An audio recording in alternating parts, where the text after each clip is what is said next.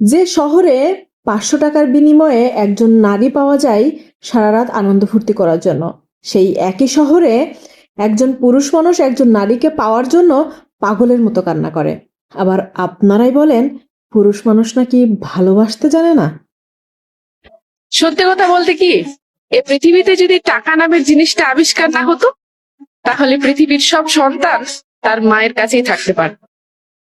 হাজারো নারীকে স্পর্শ করে দেখো, আলাদা কিছুই পাবে না, কিন্তু এক নারীতে আসক্ত হয়ে দেখো আর অন্য নারীর দিকে তাকাতেও ইচ্ছে করবে না।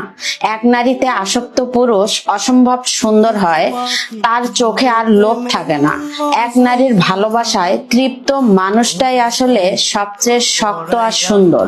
ফুল দিয়ে পুজো হয়, পাতা দিয়ে নয়, মন দেখে প্রেম হয়, রূপ দেখে নয়।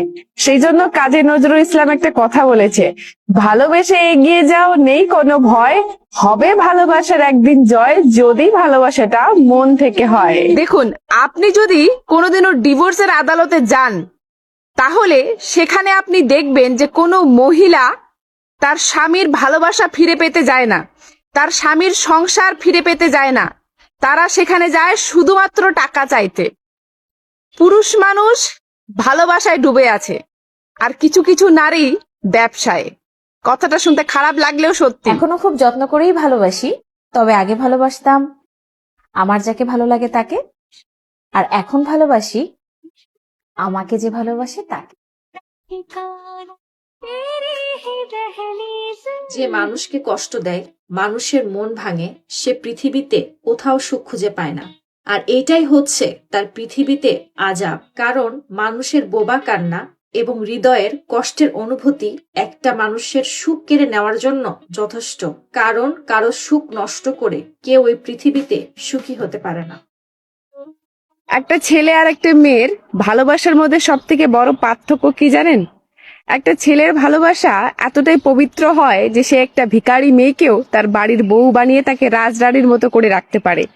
আর একটা মেয়ের ভালোবাসা এতটাই গভীর হয় যে সবসময় হাসি খুশি থাকা একটা ছেলেকেও সে পাগল বানিয়ে দিতে পারে। আপনি যার জন্য চোখের পানি ফেলছেন, সারা দিন তার কথা ভাবছেন, যদি সেই মানুষটা বুঝতেই না পারে, তাহলে বুঝে নিবেন সেই মানুষটা আপনার ভালোবাসার যোগ্য নন। একটা মানুষ আপনাকে যতটুকু দাম দিচ্ছে, আপনি ততটুকুই দাম দিবেন। ব্যালেন্স ছাড়া সবকিছু উজাড় করে দিবেন, চোখের পানি, কষ্ট, অবহেলা ছাড়া আর কিছুই পাবেন না। কেউ ছেড়ে চলে গেলে ভাববেন না আপনার সব শেষ, আপনার জীবন অন্ধকার। সামনে তাকিয়ে দেখুন, আপনার জীবনে বহু মাইল বাকি আছে। সেটা পাড়ি দিয়ে আপনাকে জয় করতে হবে। তার জন্য যা যা করবেন, এক, সোশ্যাল মিডিয়াতে দুঃখের স্ট্যাটাস দেওয়া বন্ধ করুন। তাহলে আপনার সাথে গেম খেলার মানুষটা আরো বেশি মজা পাবে, আনন্দ পাবে, আর আপনাকে পাত্তা দিবে না। দুই, নিজের আবেগকে নিয়ন্ত্রণ করবেন। তার একটা কল, তার একটা SMS এর জন্য কোনো ধরনের পাগলামি করবেন না এবং অপেক্ষাও করবেন না। নিজেকে একদম নিচে নামাবেন না। এই ধরনের মানুষের জন্য নিজেকে ধ্বংস করবেন না। মনে রাখবেন, আপনার জীবনে অনেক গুরুত্বপূর্ণ এবং দামি মানুষ আছে। আপনার মা আছে, আপনার ভাই বোন আছে, আপনার পরিবার আছে।